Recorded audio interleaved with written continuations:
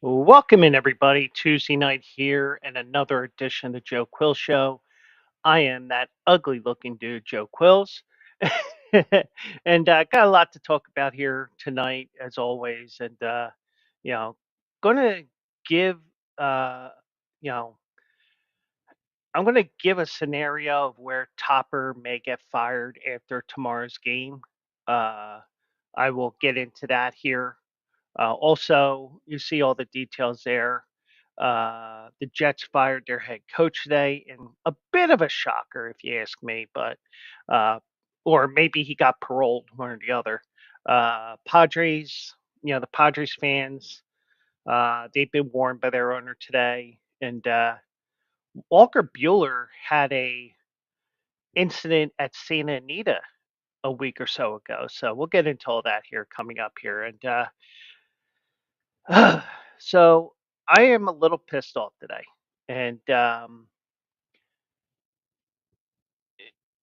you know, it's already a frustrating day when you got people screaming at you for 8 hours a day.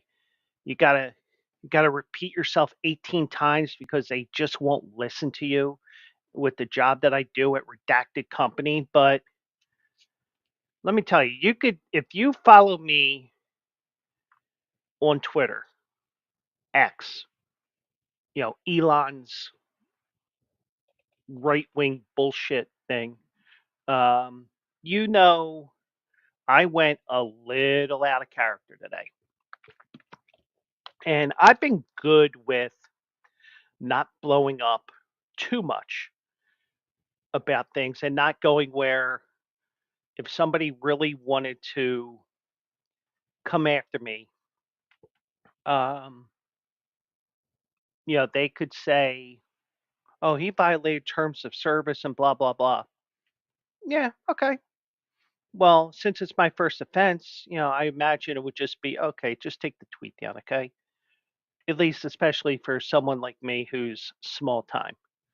But, you know, I mean, I hear it at least 5 times a day from these customers. Well, listen here. I'm already listening. You don't need to tell me to listen.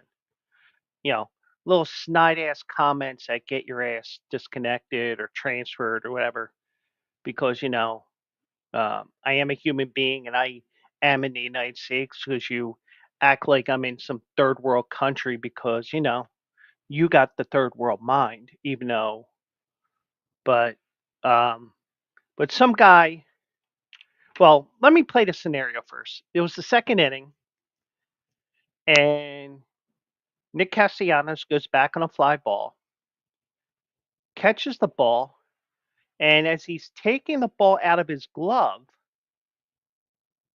loses it. So the same rule applies to the outfield as in the infield when you're trying to pivot on a double play and you lose the grip of the ball. You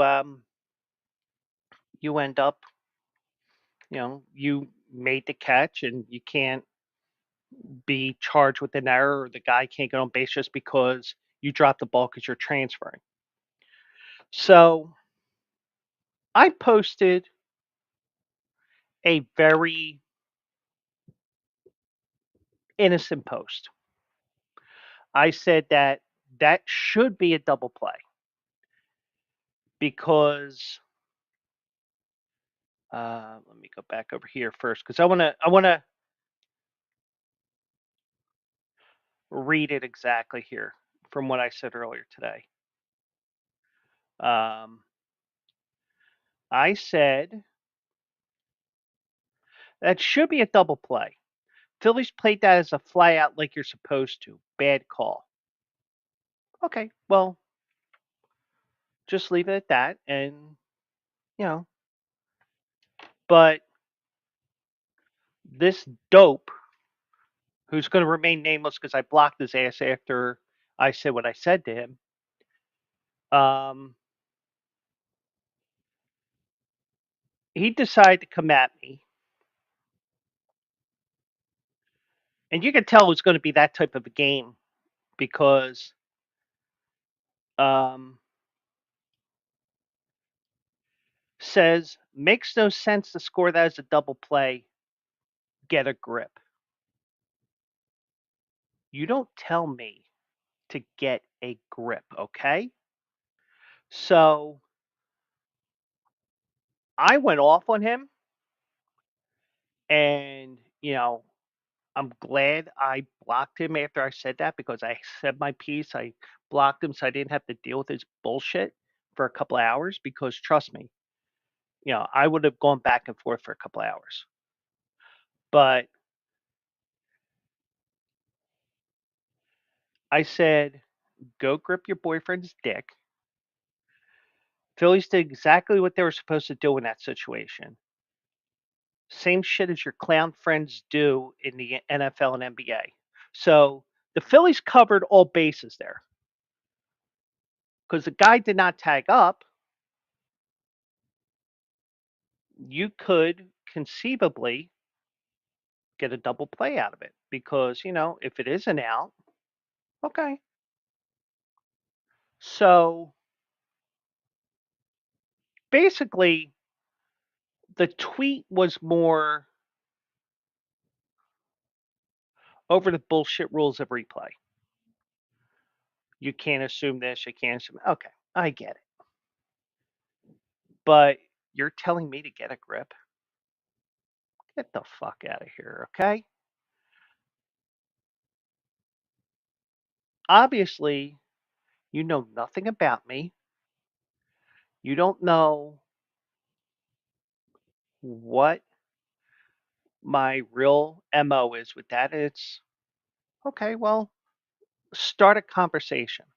And like I tell you guys who watch this stream, whether it's on YouTube, on Twitch, or on X, you know, you keep it within reason, we'll have a nice conversation about it.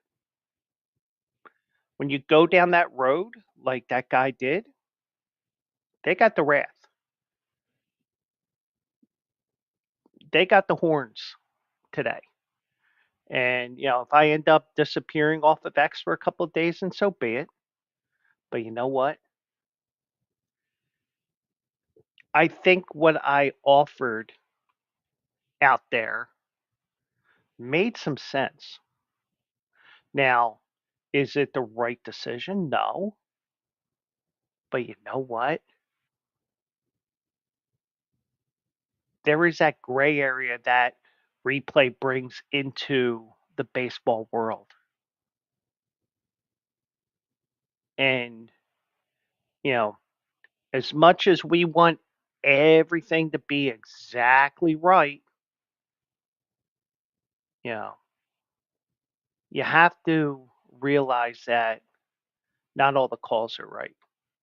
I mean, my God, we're going to have the we're going to have automated balls and strikes in the next 2 years, easy, because a couple of the pitches have been so far low and still called strikes.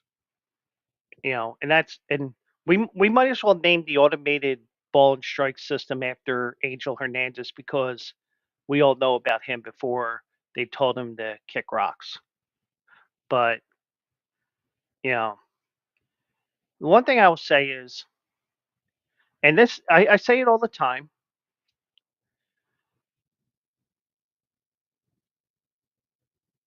If I'm wrong, then so be it. By the way, Mookie Betts opened the game with a homer.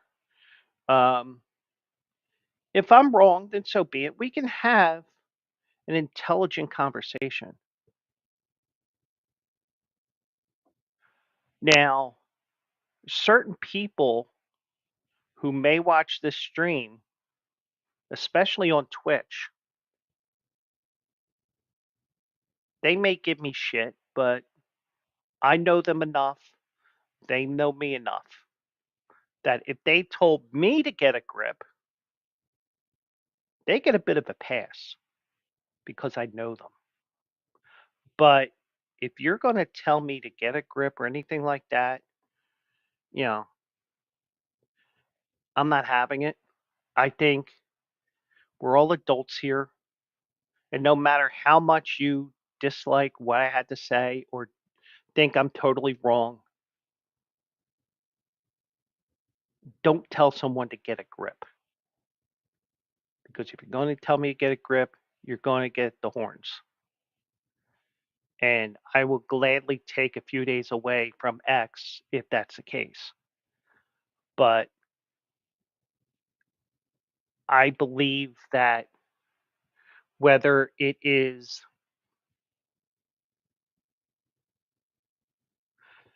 whether it is a conversation away from online,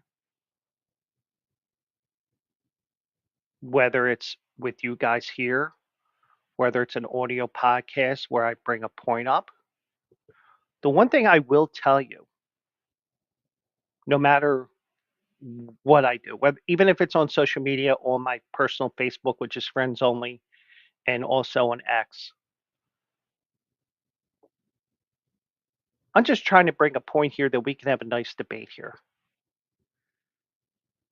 And, you know, no matter how completely wrong I am, and I know I'm going to be completely wrong about the secondary topic of the Phillies after today, I think that this secondary topic is in play for tomorrow. So we'll get to that in a second. But the one thing I will say is, um, you know,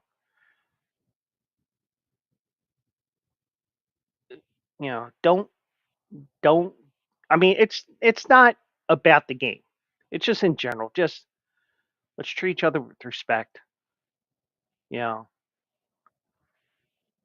but if you're going to come after me and I don't know you, you know, it may happen that I may say something that pisses you off, because I believe in bringing some points up that, you may not recognize, you may not realize maybe a good point or not. And, if it's not a good idea, let's talk about it as civilized human beings, not get a grip. Get a grip of this, buddy. But, anyways, so the Phillies lost 8-2, 9-2, whatever the score was. Um, Mike is here. Now, Mike would tell me to get a grip, and I'd be okay with it because we've known each other for over 25 years. And I still say it's the worst 25 years of his life. Um, Question: if that runner touched second base, would he have been out? Um, and Mike also agrees with me it's his worst 25 years of his life. Uh, if the runner touched well,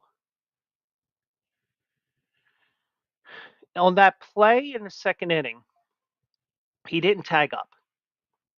Now, because this went to replay and everything, it's just the way that the rules are.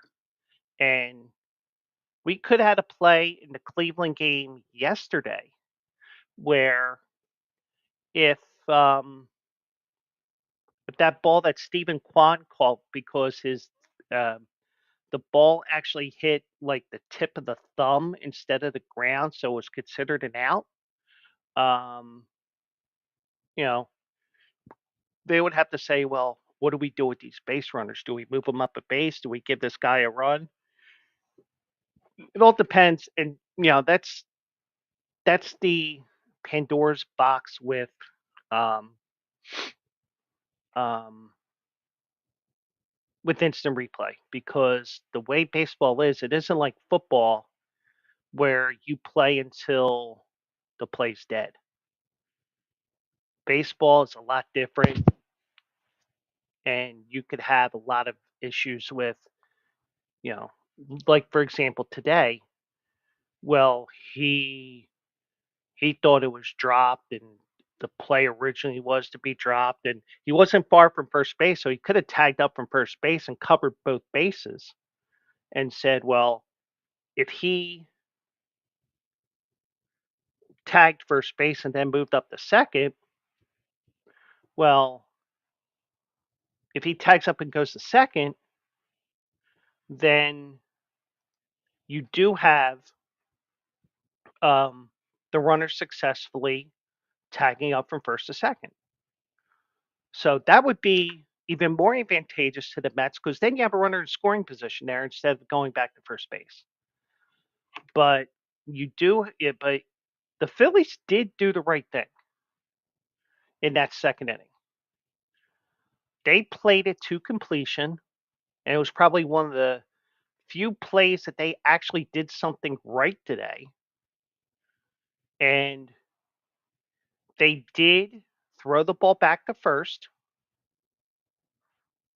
in a haphazard, you know, Ridge Avenue way where it's like, but they did touch first base. They said safe. Then the Phillies went to the call for the replay. They reversed it. Runner went back to first, but I still think that, I mean, in my opinion, just because of what may be ambiguity, that it should have been a double play, in my opinion.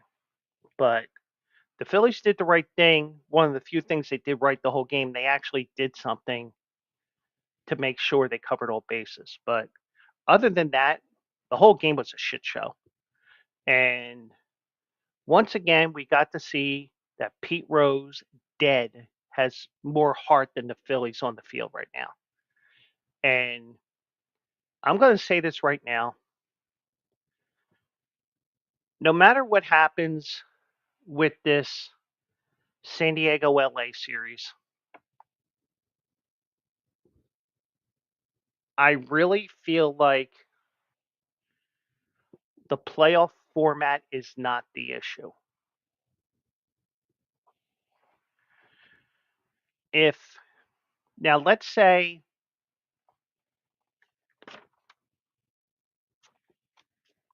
sometimes that works where it clears things up, but sometimes when you have divisional matchups like this, you have even more familiarity than when, let's say, the Phillies were to play San Diego or LA in the division round, or whomever, or if LA played Atlanta, if Atlanta found a way to beat the Padres. So I don't think it's the format. Now, especially with the Phillies, they knew what they experienced the other side of it having to play the wild card round the last 2 years. So you can't say it was, I don't think it's the buy because why is it 4 out of 4 times, because there were two series each of the 2 years, why is it that 4 out of 4 times the team with the bye lost? And in the American League, it only happened once. And it wasn't a divisional matchup where the Orioles lost. It was because that they were a deer in headlights to a team that had probably the greatest manager of the 21st century so far in Bruce Bochy. And we knew that it's more than just a deer in headlights last year with the Orioles because it's now a rudderless playoff ship where they need a player or two, kind of like how the Phillies got Pete Rose in 1979, somebody who can get them over the top in Baltimore. But with the Phillies, I don't know what it is. You know, you could say they just caught the wrong team at the wrong time, and that's very possible. But this team has really gone south in this series. And I'm not blaming the layoff for having to buy because, you know, the other three teams in the AL, they found a way to win the series. Houston twice. The Phillies wanted to win the NL East, yeah. But the one thing is, when when the Phillies lost 3 or 4 to the Mets near the end of the regular season, I think that they gave up on the 1 seed. I really do. Because they lost one of those 3 games to the Cubs, and they just said, "You know what? Fuck it. We'll just be the 2 seed because the Dodgers will probably blow it to the Padres." So, I don't think it has anything to do necessarily with that, but I just think that you got a team here that has had diminishing returns, and those diminishing returns are the equivalent of after the Phillies won the World Series in 2008. Some teams find a way to take that step back in order to make that final step forward. Phillies did not do that, you know. And I think that when you have 2 chances to get back to the World Series and you can't get it done,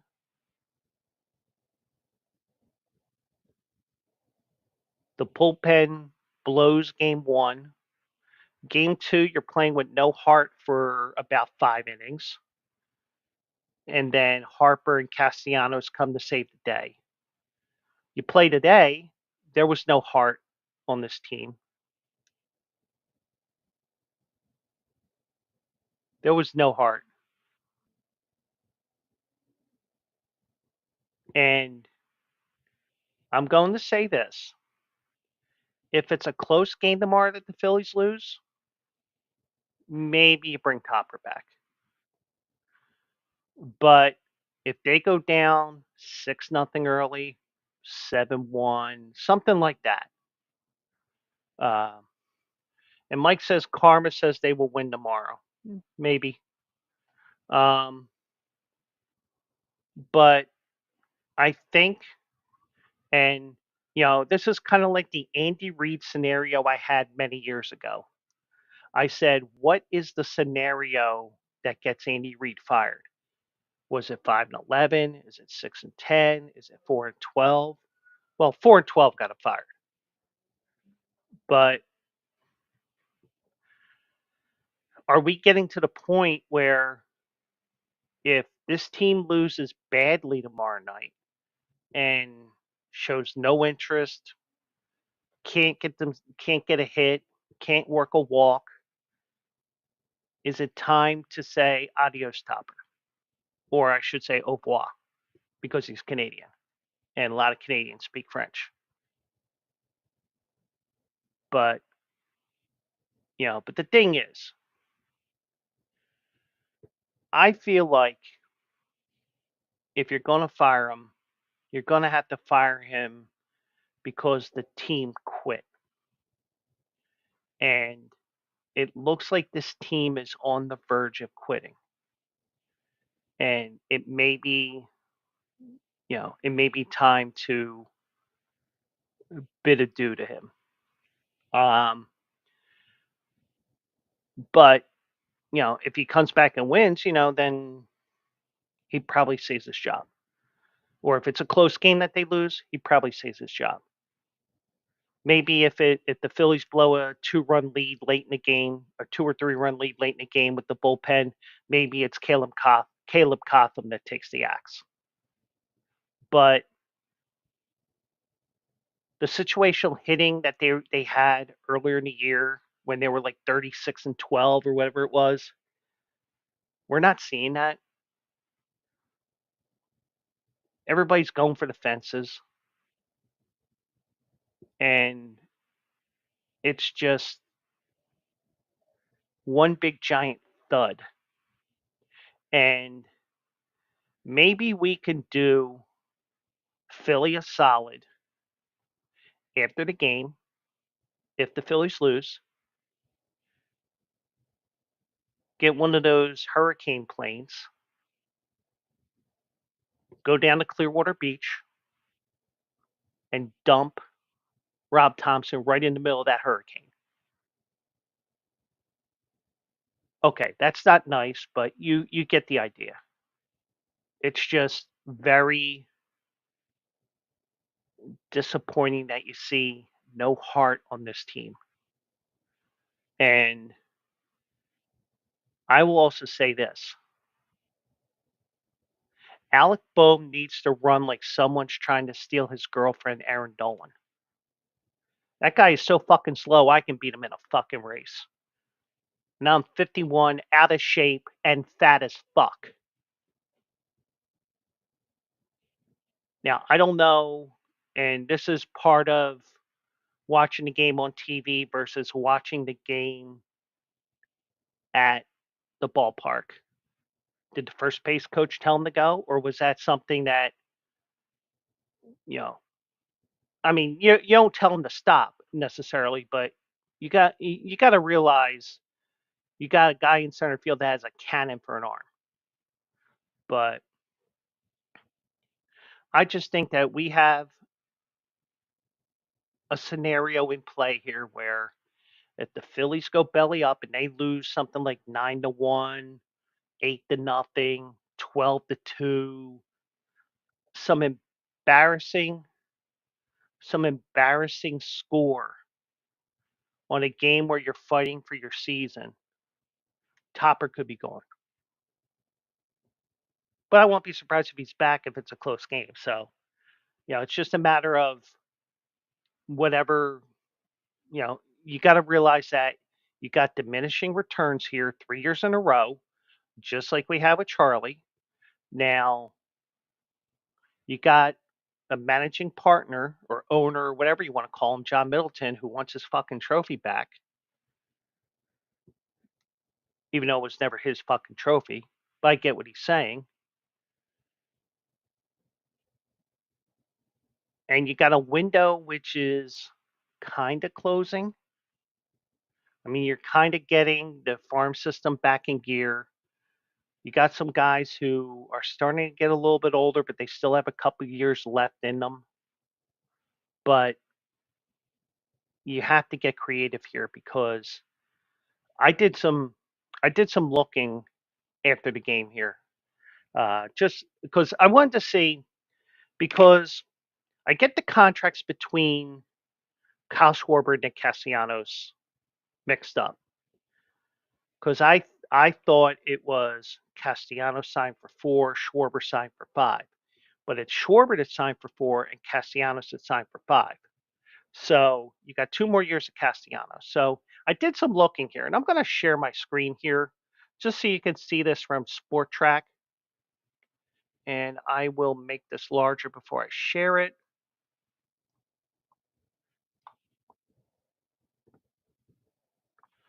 Um,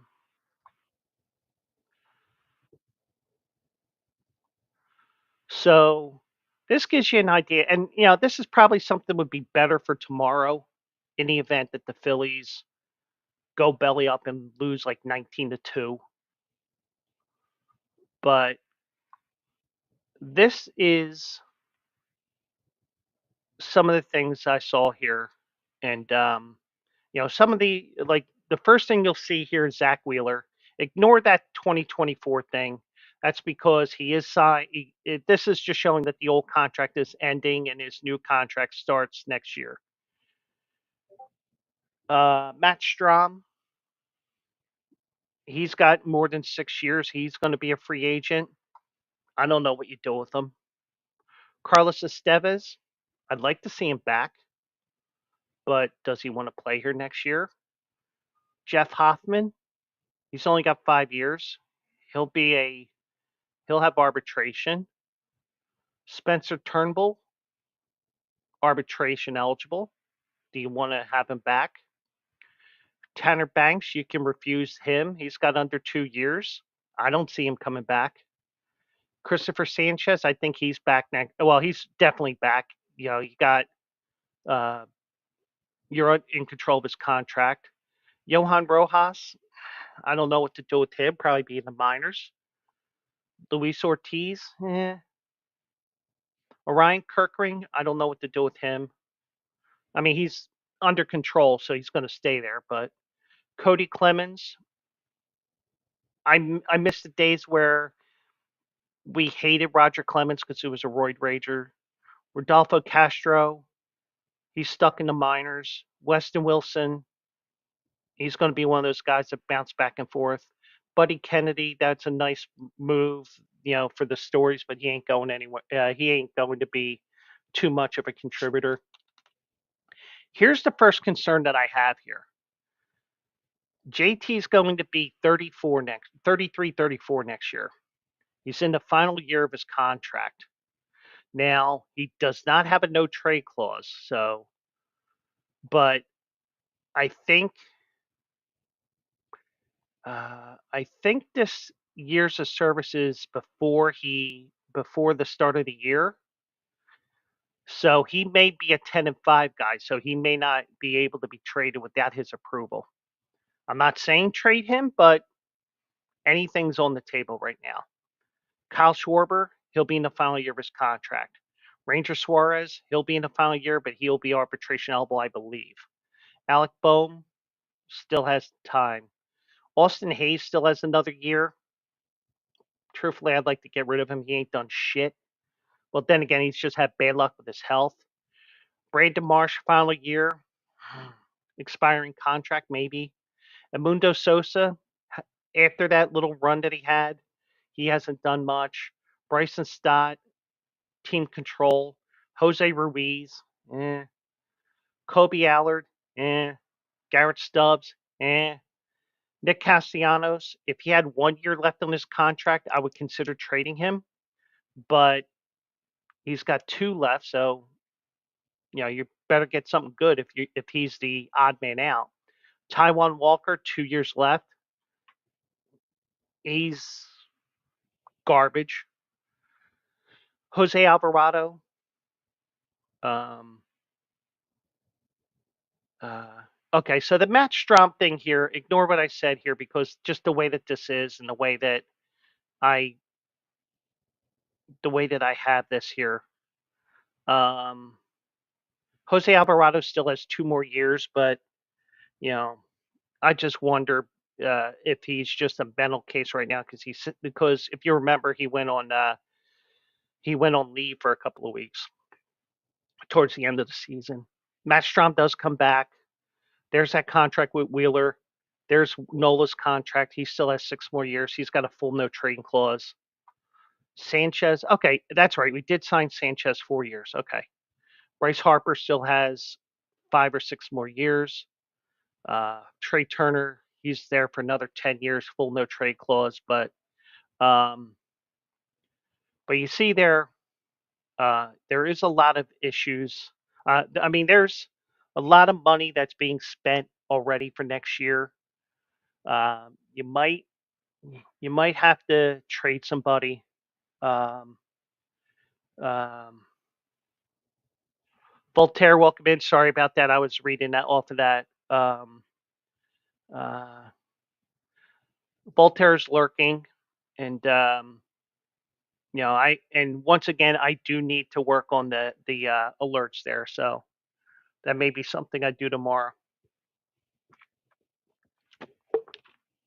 But you might have to tinker with the roster a little bit, get some fresh blood in here because the one thing I said going into this season was there isn't much change to the roster, and that could be both a good. I'd say it was more of a bad thing.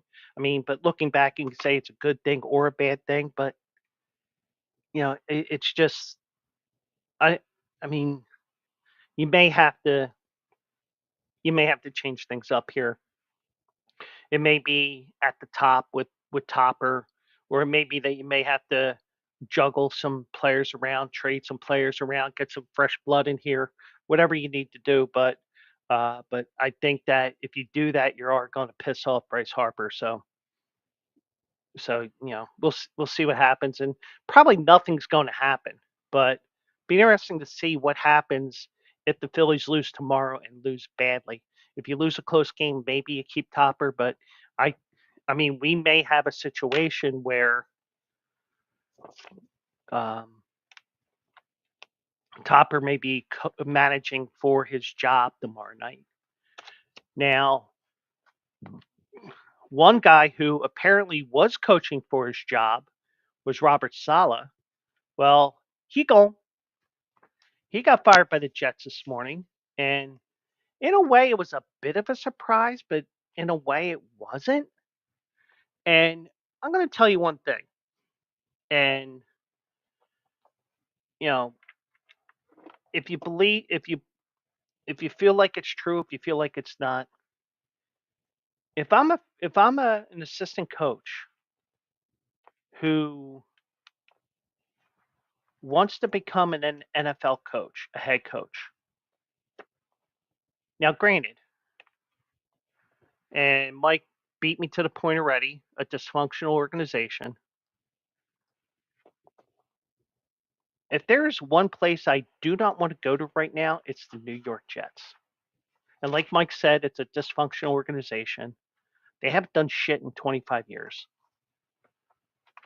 I heard somebody refer to them or saw it online that they're a poverty organization, and they they they believed in the hype this year, and they cut they cut the head coach off. Now, I will tell you one thing. Some people are saying, "Oh, he's a hell of a defensive coordinator, but no way he's a head coach." You put him in the right situation, I think he wins. Now, he was the guy that I wanted with the Eagles when they hired Nick Sirianni. So I just think that not only did he bring a defense which, you know, apples and oranges here. So, I'm treading lightly here because some people will see this and say that I'm on crack. Well, technically, I am on crack right now. I am sitting on my ass. But, um, but seriously, um, and I have a response to that in a second. Um, I would give Salah a chance to coach again as a head coach because you're in a no-win situation when you're with the Jets. And he only had a good quarterback for 5 games. I'm not going to count that Monday night game where um, Rodgers blew out his Achilles. But they, the thing is, like for example, Jeffrey Lurie, he's a guy that goes for offensive head coaches, has done that for about 25 years now. But tell you what, um, I mean, even if he wanted to be a defensive coordinator, I would hire Salah in a second as a defensive coordinator next year. I'm not going to do what the Eagles did last year, where you have Matt Patricia playing with the paper clips and making paper footballs in the Novacare complex because he ain't doing shit. And then all of a sudden he's defensive coordinator. Bring him in next year. And also because he is Middle Eastern, he's one of the two guys that you would have to interview at the very least to satisfy the Rooney Rule. But to answer Mike's comment here, hello, Hassan Riddick, do you want to come home now? He can't come home. And here's the reason why. I don't know if it's collective bargaining agreement or it's the bylaws of the NFL. When you trade somebody to a team, you can't trade them back for a year or two. So the Eagles cannot trade him back. Now, you could have a goofy scenario where he gets traded to Carolina, and then I mean, and even this way, it may not happen. But you can't just trade him back. Um, because it is in the bylaws, collective bargaining agreement, whatever. Um, there is something there that says that you cannot do that because it would be considered uh, um, roster manipulation. So that's why they couldn't do it. And everybody was starting to say that, and I saw that on Twitter a week or two ago. So at least I think it was on Twitter. So that ain't going to happen. Um, he is a good defensive coach. He was with the Niners for a few years, and that defense was very good with him. But it's just, um, oops, hold on a second. I accidentally almost shut down my computer here to my left here. Let me pull this back up here because I lost everything here.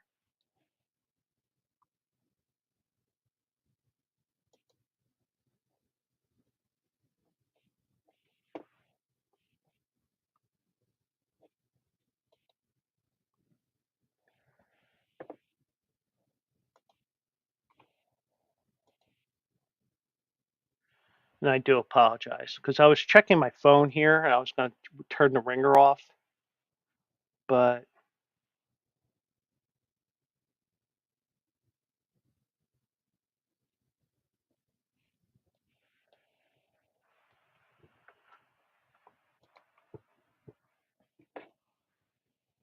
and I did, I accidentally hit something.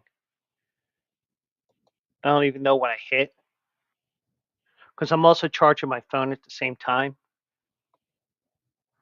I mean, it's not as good as two chicks at the same time, but but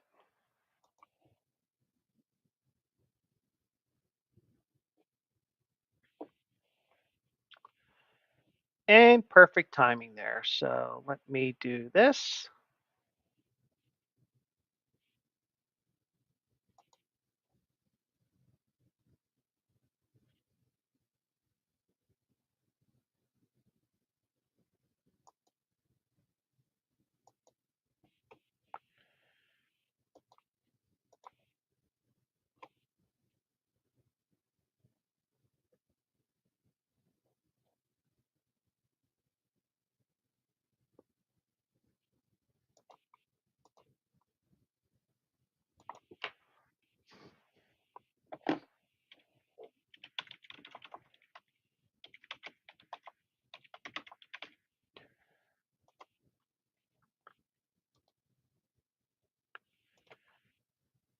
And the user is blocked. Poof. So yeah, people want to mess with me, and that's just a thing that happens on Twitch every once in a while. You get these things, and you know, but you know, things happen, and you go boop, goodbye. So, um,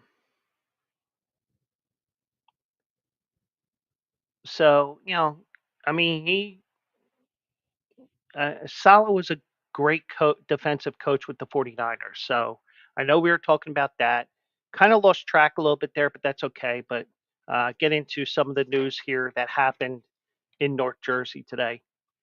So Woody Johnson made an unprecedented move today, firing Robert Saleh, and he named Jeff Ulbrich as the interim head coach. And Johnson has owned the team for 25 years, never made an in-season move like this. So he consulted general manager Joe Douglas, but he called it my decision and mine alone. And he broke the news to Saleh in his office at the team facility. Now, I saw this today, and um, let me see where I shared it to.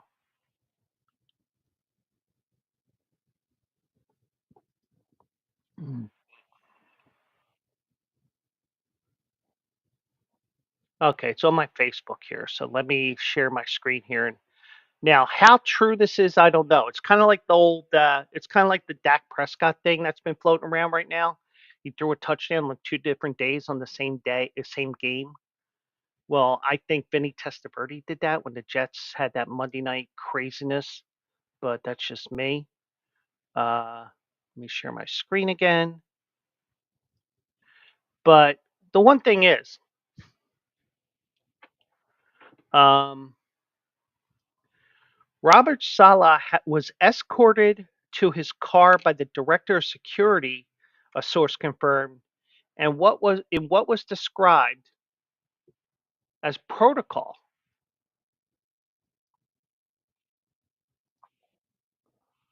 And this is a picture of the copy of the tweet that was earlier today. Robert Saleh is the first head coach in over 2 decades to be escorted out of the building by team security after being fired. The team did not allow him to address his firing with the players. This is crazy, a complete mess. So that is telling me right now that Aaron Rodgers had something to do with this, besides his bad play. I think he really did say, and we saw that hug that Salah tried to do, and Rodgers pushed him away. He's like, dude, I'm straight. I'm straight. I swear I'm straight.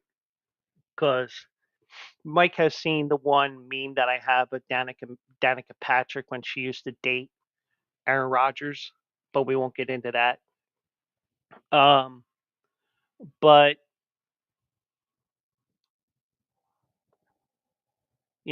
even though Rodgers really didn't have a say in it, I think between the lines, at the very least, between the lines, he did. Um, and that stat by that Twitter account. Um, I don't know how true that is because I'll tell you right now, it's kind of like the Dak Prescott thing that's been floating around where Dak Prescott is the first NFL player to throw a touchdown on 2 different days in the same game. I still think Vinny Testaverde did it. I just don't remember how the game exactly ended.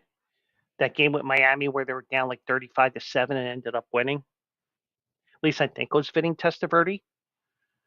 Um, but I question the validity of that. I also question the validity of this, but you know, I would think at the very least you allow him to clean out his office on his own.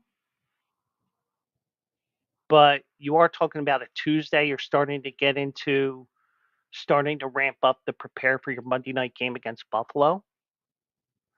But you know, I don't know why that they would escort him out. Maybe they know something. Maybe he is a hothead. Maybe they felt that, you know, let's do what's best. Now, had the coaches that had been fired by the Jets, did they fall under this protocol as well? Or was it just, hey, you're fired. We'll put your shit in a box and tell us when you're here. We'll send somebody out with the box. No, I don't know. But it just seems a little weird that he got escorted out by security like that. But, you know, and Johnson, the owner Johnson said, this is the best team I've had in 25 years. He bought into the hype as well. I think those teams with um, the foot fetish Ryan, the guy that's on ESPN.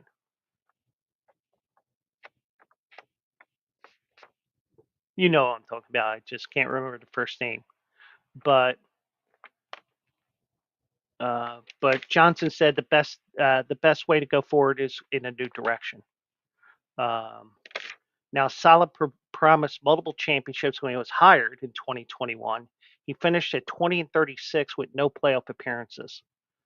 So the NFL does stand for not for long when you don't win.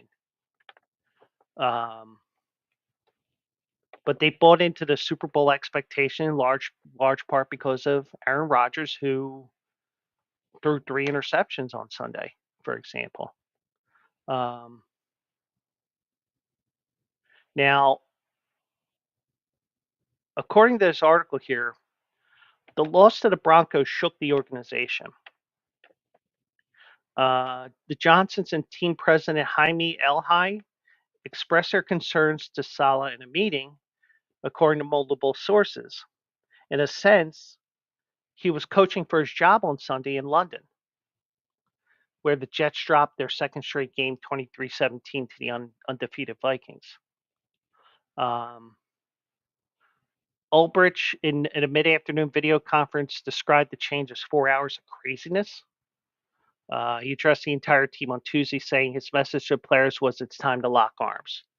And you see it when Penn State goes on the field.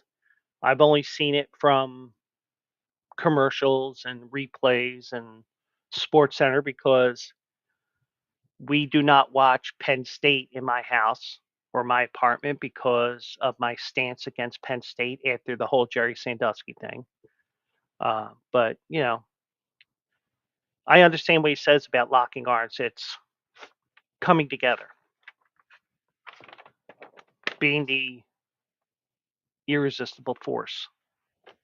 But um, so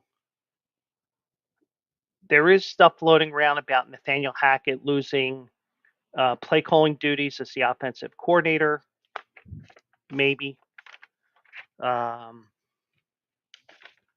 there's been speculation of a rift between Saleh and Rodgers, dating to Saleh's decision to fine the four-time MVP for taking a vacation to Egypt during the mandatory minicamp. Then again, was this an ayahuasca trip or something? I don't know. But October firings are not unprecedented. Matt Rule was fired after week 5. Um, Lane Kiffin was fired after week 4 in 2008.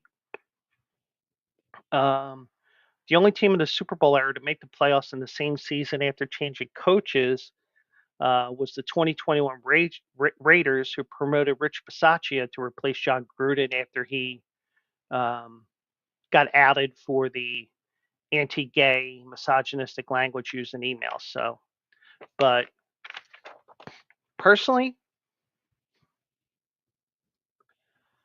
I would, at the very least, I would hire him as a defensive coordinator.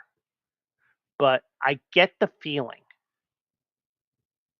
and sometimes this happens with the head coach. They don't want to take a step back or a step down to make that step back up again. And I'm like, no, we're going to be a head coach. Kind of like what, and I'm going to use this example, even though um, you may think, you know, apples and oranges, Um, let's use Chip Kelly as an example. Um, um, and Voltaire helped me with that because he was the reason the 49ers were the best defense for about 3 years. Yeah. But um, but um, but also Salah also has a year left on his contract. He can sit at home. He can get a job at Fox or CBS or Amazon or any of those networks if he wants to for a year, collect the money, and then collect another salary. He could do that. But um, be interesting to see. But I would hire him at very least as a defensive coordinator. The way that his team flies around the field defensively, and we saw it last year with the Eagles. when the defense is clicking like they have been most of the time there, it's a defense that is very difficult to score points on, even though his team did not score many points in those time frames. Um, so so we do have now. Usually, when I tell these stories, I try to blend them the best that I can, and I got a couple more baseball stories here, and they'll kind of blend because they're um, and Teoscar just hit a grand slam for the Dodgers. The Dodgers have heart, the Phillies don't. That's why Topper's going to get fired. Whereas um, Dave Roberts is going to save his job this year. But seriously, um, I talked about how Phillies fans dressed up as Dodgers fans at Chavez Ravine for Game 2, joking around because Phillies fans are the worst. Blah blah blah. Philly fans, I should say. But um, the Padres reminded fans about their zero tolerance policy for bad behavior ahead of Game 3 of the division series, which is going on right now. And that score right now,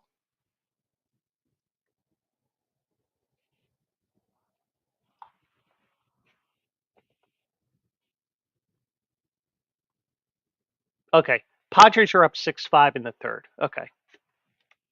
So it looks like you're, it's almost like it's a day game at San Diego because, they built this one building out beyond right center field. And apparently, when they built that building, it made San Diego Stadium more friendly to home runs. But fans were warned about the zero tolerance policy because of the way that the Dodger fans were acting in Game 2.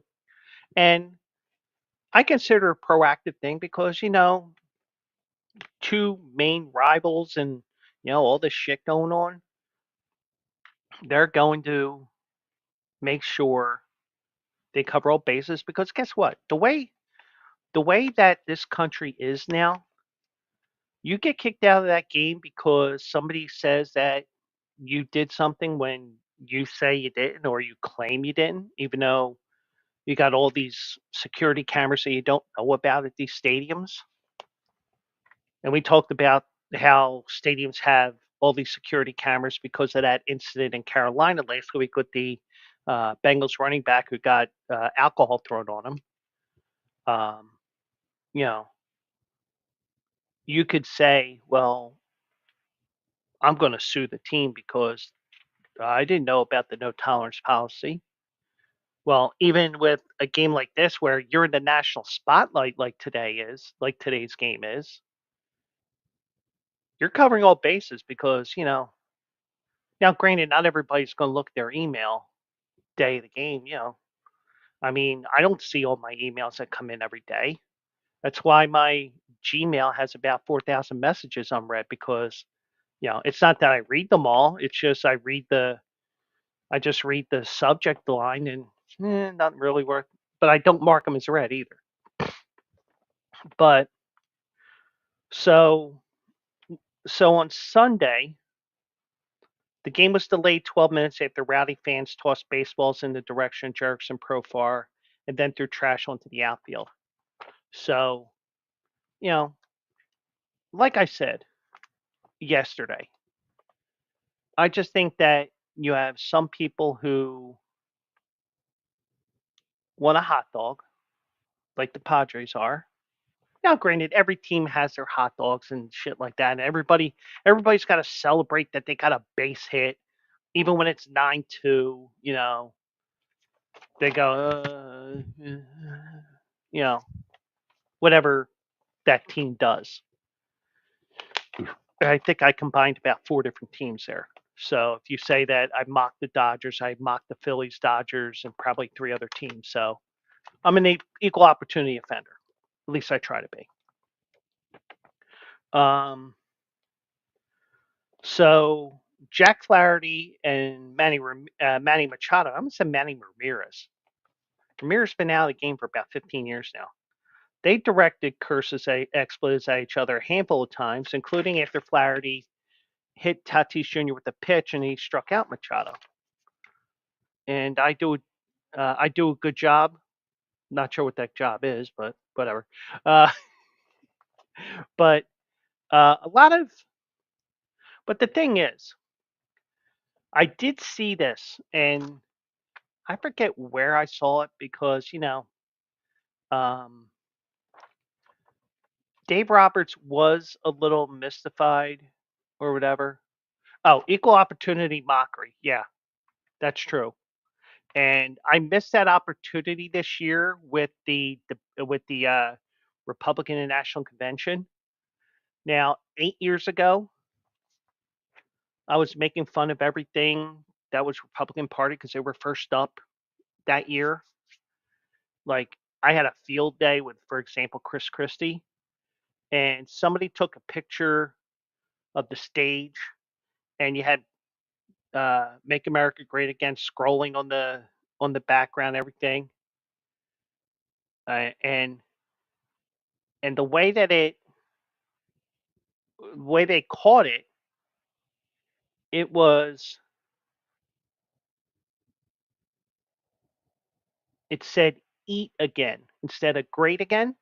So of course I'm going to make fun of Chris Christie, and then there's a picture of Chris Christie, at the convention, ready to rip somebody's head off because they took away his food. You know, some of the things that you know, and I still joke about Chris Christie, but it's probably when he goes back to ABC News in November after the election, I can make fun of him again, where he needs a chair for each ass cheek or something like that, that sort of thing. But um, get in his belly. But some of the things. But the thing is, I will make fun of both sides if I can, if I have that opportunity. So I'm not going to totally attack one without attacking the other, especially when it comes to something like this. So so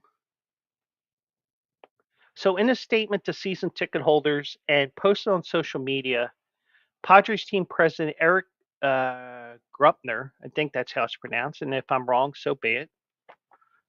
He credited fans with creating the best home field advantage in baseball while reiterating that any fan who throws items onto the field or makes offensive, foul, or abusive comments to anyone will be ejected. Our game is at its best when our players and fans give everything they have for their team and the city while showing respect and sportsmanship towards players and fans of the opposing team. There is never an excuse for abusive speech or behavior towards others at Petco Park. Now go hug a tree. Well, I added that last part, but you get the idea. But they drew 3.3 million fans this past year, so and they had 56 sellouts in 80 games, and one of those. I know you'd be saying, well, don't they play 81 home games?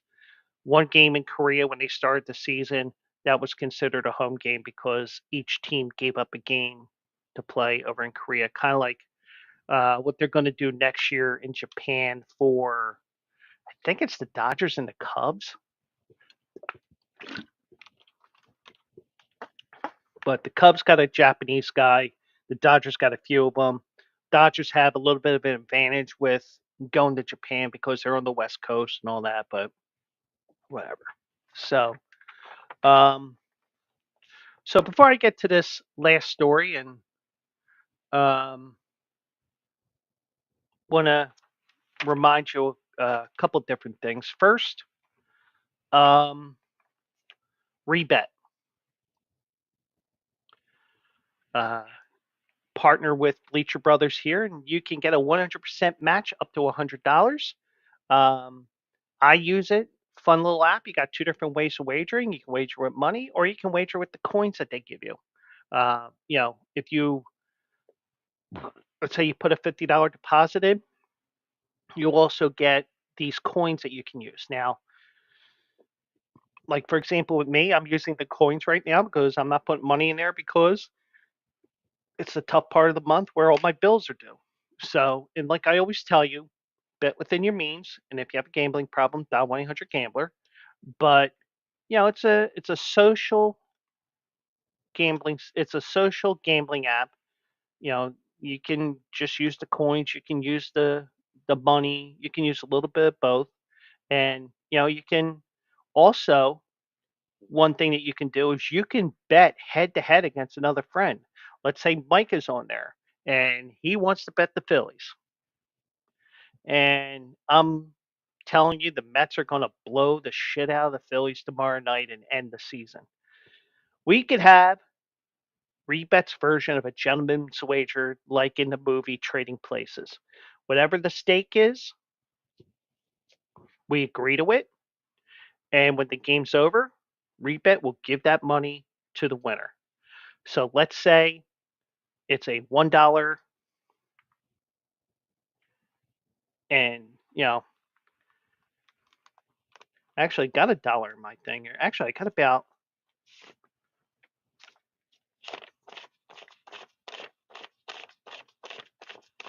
got $13 in my wallet, all in ones. That's because I went to the casino a couple of weeks ago. But you know, at the end of the day, you're sitting there, and it's the equivalent of that gentleman's wager in Trading Places. $1, right to you, Mike.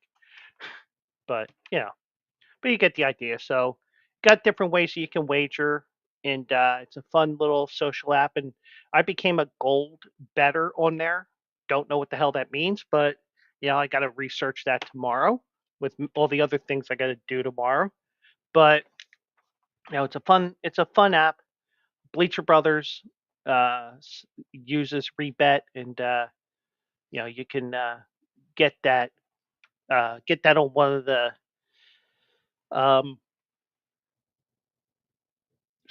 one of the um, ads on the Bleacher Brothers main page. Also, every Saturday morning at 10 o'clock, except when there's glitches like last Saturday. Also eligible, yours truly. 10 a.m. Eastern, everything's on the Bleacher Brothers side.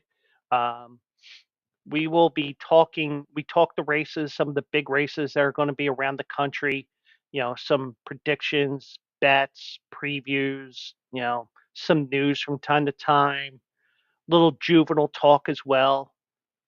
The juvenile horses, they're going to be running in the Breeders' Cup in a couple of weeks. Also, you know, some juvenile banter and bad jokes and questionable things that we can get away with on Bleacher Brothers that we couldn't get away with on terrestrial radio because of everything corporate and everything. But join me um, every Saturday at 10 a.m. on the Bleacher Brothers platforms, Twitch, uh, YouTube, Facebook, and we have even more as well. So, and I tell you guys to join me every Saturday. I don't know what we're looking at yet. I've been looking at the stake schedule for Saturday, and I don't know what direction to go because I really don't want to do Laurel because if I do, then we're going to have to talk about 10 races and get it in by 11:15 because I got to work Saturday. But um, we'll see. But uh, also eligible with yours truly starting at 10 a.m. on Saturday. And uh, Teoscar Hernandez hit the grand slam. Uh, Dave Roberts reclusing himself from micromanaging, as he always should have done. This series is going to be legendary. And the worst thing is, this is the case when the way that the seeding went a few years ago when Gabe Kapler had his one good year as a manager, um, if there's anything that I want to see changed with the divisional series, and maybe it happens, maybe it doesn't. Um, I think that this series would be even more legendary if it was a 7-game series, kind of like how the 5-game series with the Dodgers and the Giants was such a good series. Now, it wasn't as good as the 5-game NLCS between the Houston Astros and the Phillies back in 1980, which is the greatest 5-game series ever, in my opinion. But you know, Voltaire will probably tell me otherwise, and that's fine. But you know, you got a lot of um, series to go here, and hopefully it does get to be a great series. Continues to be a legendary series. Maybe it overtakes the Phillies, but or Phillies and Astros, I should say. But um, now the reason why I mentioned also eligible is, we do talk Santa Anita there every once in a while, and Walker Buehler made an appearance there at Santa Anita. Sorry, my nose is itchy as hell today.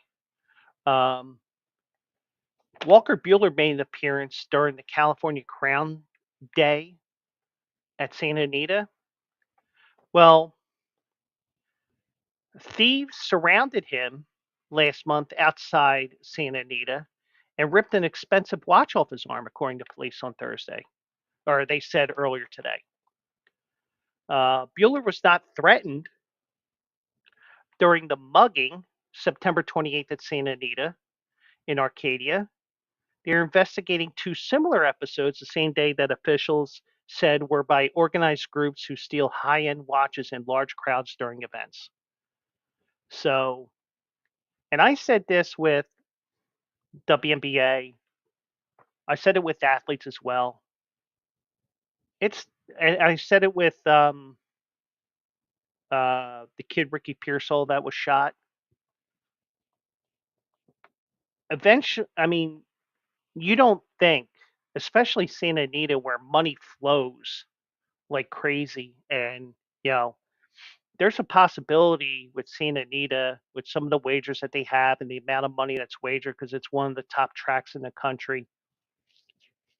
You could go home with a shit ton of money in your pocket, or you're going home and filing bankruptcy. And that's why, if you have a gambling problem, 1-800 Gambler. But the one thing I would say is, um, and I said this about the WNBA and why they need private planes and stuff like that. It's because it's pretty hard to blend in, especially, and this is just a name. I'm not saying it because of the controversy that surrounded her with Russia and everything, but for example, Brittany Griner, she's 6'8". Sorry, even if you are a 6'8" male, you're not going to blend in at the airport. So, and in Walker Bueller's case, even though some people know who he is, and some will just see expensive watch, I want, give it to me, motherfucker. You know, you have you have to realize your surroundings, whether it's Santa Anita, which is in the LA suburbs, or Pimlico, which is in a not so great area of Baltimore, or, you know, insert track name here, daytime, nighttime, because, in a way, crime does happen even in these suburban or rural places, you know? It's just that, you may end up with, somebody retaliating. I'll just leave it at that, and you can say whatever you want to what that is. You can put two and two together and get 5 or 22, or you may get 4 and you may get the idea here. Um, you know, Walker Buehler was making an appearance at Santa Anita, wore an expensive watch. Somebody sold the watch. They're part of this group that steals watches, and boom, bye bye watch. But um, the theft came days after Bueller's last regular season game and a week before the Dodgers began the National League Division Series against the Padres on Saturday. Now, the only question I have is because this was a regular, it was the Saturday before the end of the regular season. I guess he got excused by the Dodgers to make this appearance. Because when I saw him, I'm like, I saw him on the, I think it was the Santa Anita feed, or maybe it was the NBC feed. I'm like, wait a second, isn't he injured, or is he back from the injured list? Because shouldn't he be in LA or with the LA Dodgers? Or but I was just thinking to myself, but he's not really needed. He just pitched, and with the starting pitcher, you're guaranteed not to pitch for 4 days after you start. Sometimes you don't pitch for 5 because, days off, 6-man rotation, analytics. But um, he was pitching tonight. Matter of fact, he's still in the mound right now in this 6-5 game. So it was the second time that professional athletes in California have been mugged. The first I mentioned, Ricky Pearsall. He got very lucky. He was shot. Um, uh, a teenager who targeted his Rolex watch and other expensive jewelry. Struggle ensued. Gunfire then from the teen struck both Pearsall and the teen, who was shot in the arm. Pearsall was shot in the chest at close range. His mother, Erin, said he was shot through the right side of his chest and out his back without striking any vital organs. So he got very lucky there. Um, but yeah, it's um, but when you hear that, I don't think Santa Anita as in a ghetto or a slum or whatever the proper term is for a bad neighborhood. I mean, Santa Anita has the best backdrop in horse racing by far, but you do have people who are smart enough. You know, some criminals are smart enough that they'll say, "Hey, Santa Anita, big day. People are going to be out. Let's steal their watches. We can get money for them. Whatever they think after that. But um, but I don't. I mean, I really don't. I mean, it, do- it. I can. I mean, this makes more sense that he will wear an expensive watch like this because not just because you're Walker Bueller, but because you're in a place like Santa Anita. You know, you go to parks, you go to Thistledown, you go to uh, Finger Lakes, who've been my track the last 2 days in my articles. You go to Delaware Park. You know, you wearing $100,000 watch at one of those tracks, you're sticking out like a sore thumb. And that's exactly what I would tell if I was in a major league office and I was talking to the rookies. I mean, this is more NFL that they have this symposium every year. I would tell these kids, the one thing I would tell you is do not make yourself stick out like a sore thumb. I mean, if you want to dress nice, that's one thing, but you're wearing $100,000 watches, you're wearing all this jewelry, you're wearing this, you're wearing that. People aren't going to care that you're Walker Bueller or you're Bryce Harper or you're Mookie Betts or whoever. They're not going to care. If they want something, they're going to get it from you. And one of the defenses, and if somebody wants your money and they don't even know that you only have like 13 bucks in your wallet like I do, you know, they could basically say, "Give me all your money." Okay, there you go, 13 bucks. Fuck you. Uh, but they would get extremely disappointed because one, I don't have much money in my wallet right now. You know, things happen. But sometimes it's hit and miss, and sometimes hey, big day at Santa Anita. Let me go. Let me go see if I can get myself a watch or two. Now, you can blame Santa Anita security, but the thing is, you security can only do so much.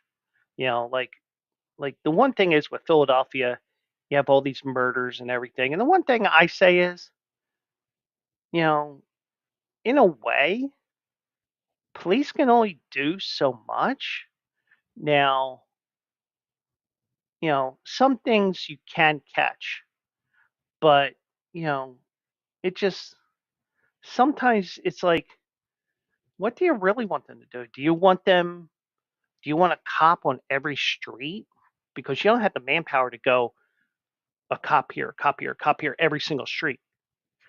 But, but things are going to happen no matter what. And, it's just the way things are. But, and maybe I'm just rambling here, which I always do at this time of the show, but it is what it is. So I see Shohei just missed a homer, but, you know, so the one thing I would say is, for those that are 18, 19, 20, 21, just getting into professional sports, um, you know, uh, Mike asked this question. This is a loaded gun that I'm going to answer. Do we need more common sense or morals? Well, I think we need a little of both, but I can tell you from my job at Redacted Company that I would say common sense is the key, is more key because I can tell Mike many a stories about being talked over the whole time. Your line opens up. They don't know that you're on the line. They don't care because they got to talk for another 35 seconds because they're ignorant as fuck. But, I think it's a little bit of both, but, you know, but I could also make the argument that it's morals as well.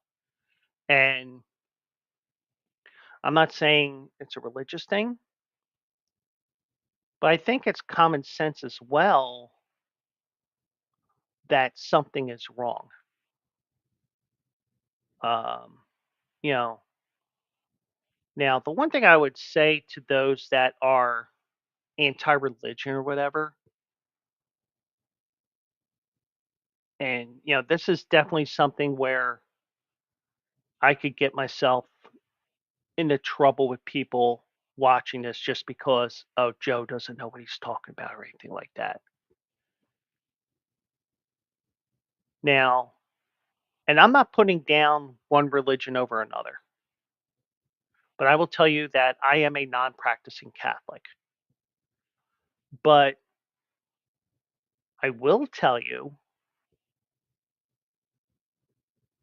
that the best thing that you learn in the Catholic faith more than anything else is the fact that there are the 10 commandments.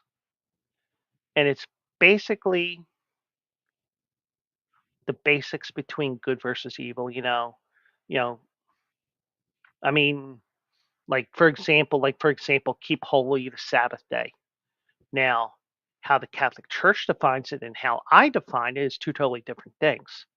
And also with the fact that you're in and it also depends on how big the actual church is that you worship in.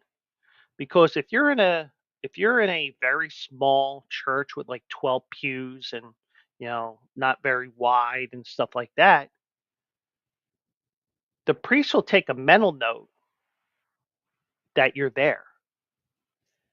Whereas if you have a more massive church, like that church up the street from where I used to live, Mike,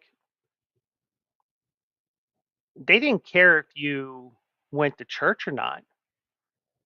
They wanted to see your envelope in the offerings bucket every week. And that's part of the reason why I soured on the Catholic faith. I mean, I think it's good for morals and teaching young kids morals when you're a little kid. And some people will some and there are families and people that are more religious than others. And the one thing I would say is you believe what you believe, I believe what I believe. Don't push your propaganda onto me. I won't push my propaganda onto you, and everything will be fine. But just in general, I think just mentioning about the 10 commandments, even if you do it in a non-Catholic way, and just saying, "Hey, these are the 10 basic rules that the Catholic Church has." It's thou shalt not commit murder, thou shalt not steal, thou shalt not commit adultery. Um, just you know, basically those 10 commandments are basically how things are in life. You do something bad, there's a law in the books that will basically cover what those 10 commandments were. So even if you fall out of favor with the Catholic Church, well, me being a non practicing Catholic, I still know the morals of shouldn't be killing, shouldn't be stealing, shouldn't be bearing false witness against your neighbor. Yeah. But you know what? Some of the things like the one about adultery or whatever, you know, we all know that we've all wanted to bang somebody. You know, we all know that. It's just that sometimes, you just do whatever you can to not do it again. Now, do I should I go to confession? Like, if you're a religious person and you feel like you have to go to the priest, you have to confess your sins, then go do it. Do I believe that there's some higher power out there? Yeah. I mean, basically, you know, it's all basically the same thing, and it's the way that you can bring yourself up so that when you become an adult, whether you're religious or not religious or whatever, morality is huge as well. But we do need more morals, but we also need more common sense.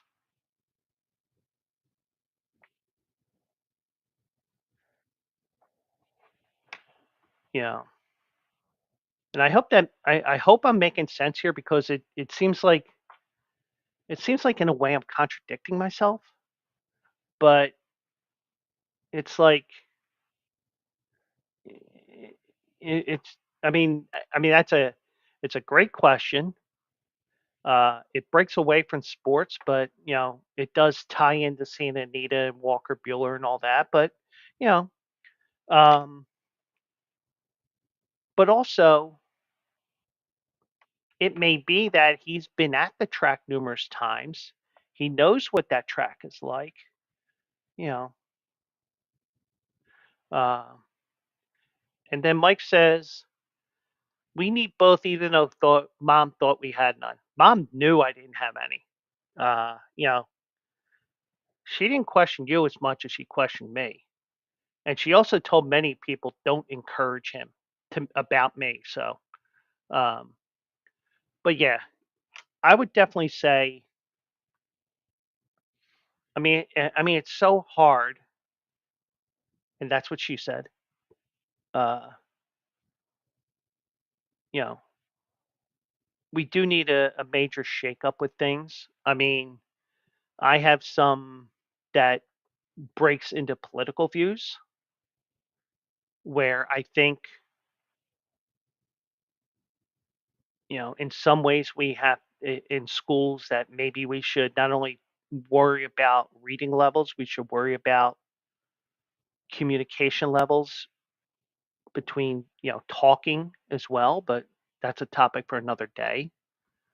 I'm going to try to steer clear of that because, the last thing I want to do is talk completely about politics. But, but when it comes to Walker Bueller, he probably's been there numerous times because, LA and, especially when the off season comes around, you got to have something to do. And, we don't know. Maybe he does bet on the horses.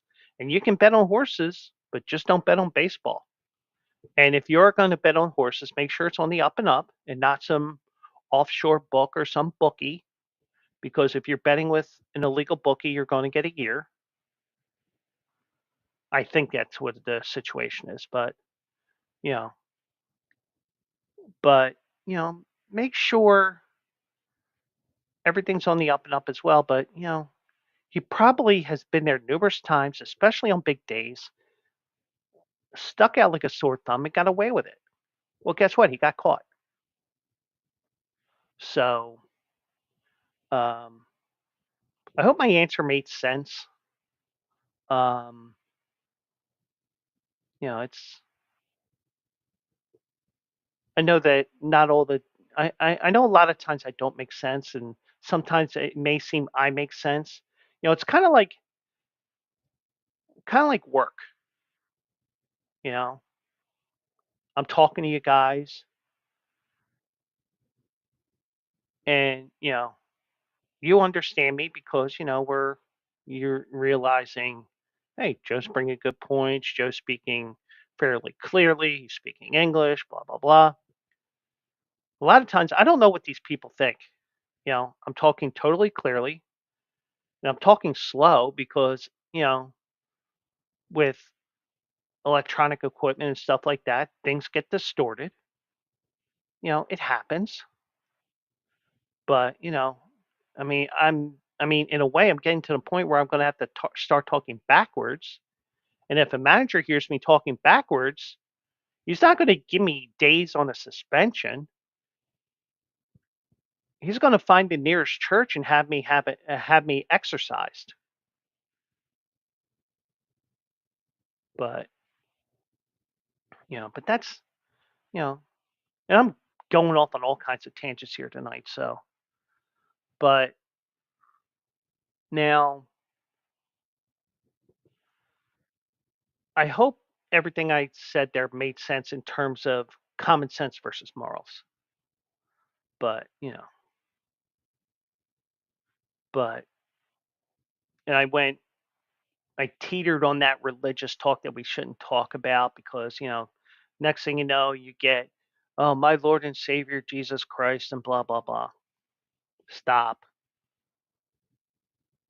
We all believe in something in some way, shape, or form, or we believe that there is nothing. We all have a point of view on it. And, as long as we can respect that each other has what they believe in, and, and if I'm in the bathroom at work and I'm taking a dump, don't start preaching to me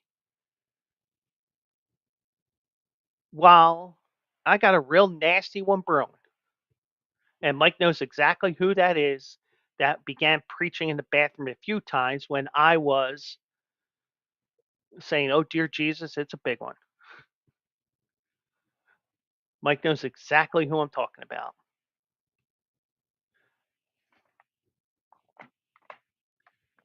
And I will give you a hint, and I know exactly who it is, and you can confirm by the letters.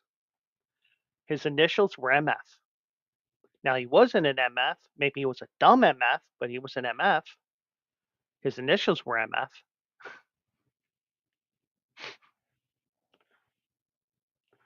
But,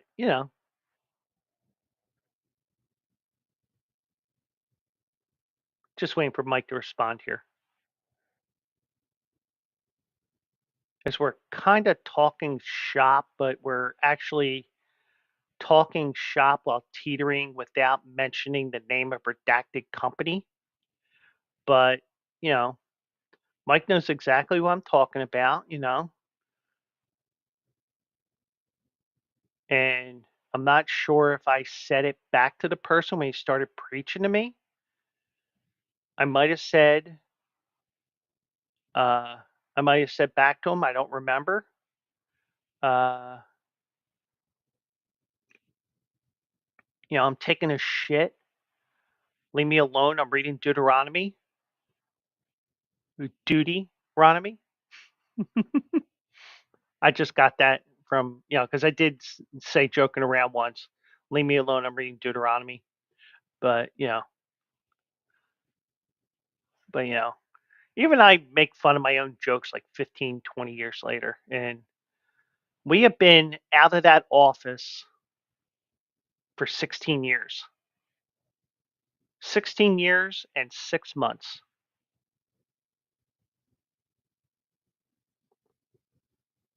And it's both a good thing and a bad thing. A little bit closer to home. And the one thing that sucked was if you lived near that office, you got extra pay for the extra mileage for 30 days for moving to a new office. Whereas me, I'm surprised the company didn't take money away from me because it was actually 5, 6 miles closer. But, you know, it is what it is. And Mike would say that that would be the redacted company way that they would try doing that. But thankfully, unionism and all that stuff. But, um, so, anyways, before we close up shop here, it's 6-5, top of the sixth, from what I see here. Um, my my page here may be off a little bit, so if I am off, I apologize. The Minnesota Lynx did win tonight. They're on to the finals against New York. Um,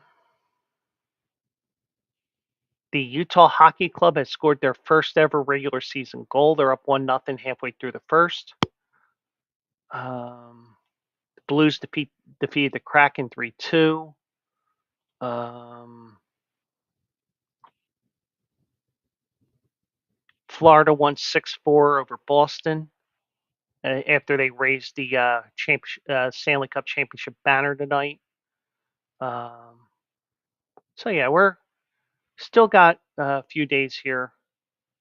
Um, Now, Mike Schilt has said in regards to uh, that incident between Dave Roberts and Machado, where Machado threw the ball into the dugout.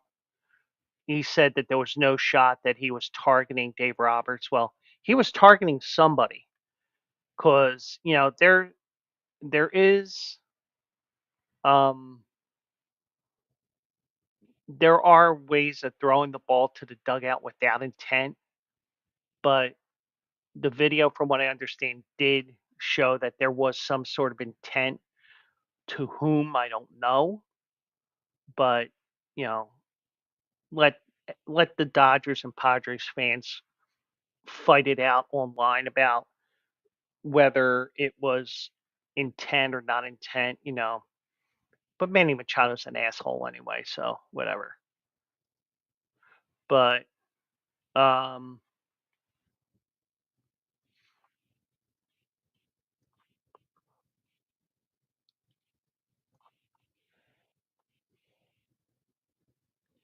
um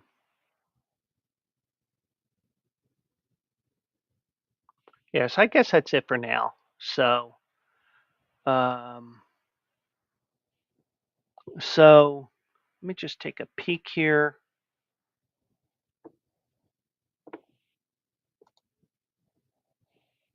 Hmm.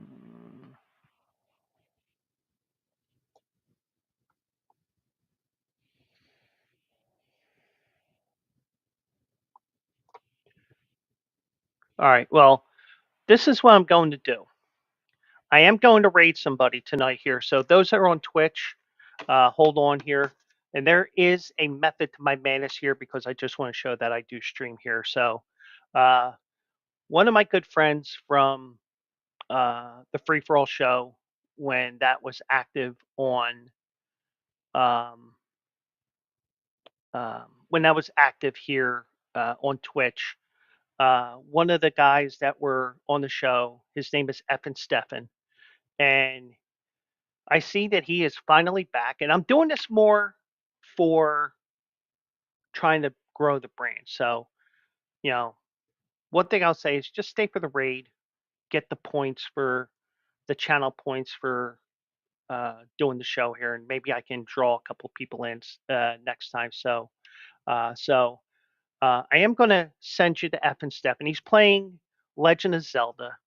So not sports talk, but friend of Bleacher Brother, not Bleacher Brothers, a friend of the Free for All show. So I'm gonna surprise him with a raid and just say hello. Um, and we'll do it live here tomorrow. Note that tomorrow we start at 10 p.m. and I believe that they are going to have a golf show tomorrow night. So I'm going to be an hour later because just make sure we're on, just make sure that they get all the eyes and they bring the eyes over here. So I'm going to raid F and Stefan here. Um, he's a good dude from Free for All, and going to sneak in that raid here. And do appreciate everybody, and we'll do it live again tomorrow night. Tomorrow at 10 p.m. Eastern, 7 Pacific. So uh, have a great night, everybody. Let's shock the shit out of F and Stefan, and have a great night, everybody. And we'll see you tomorrow night. Good night, everybody.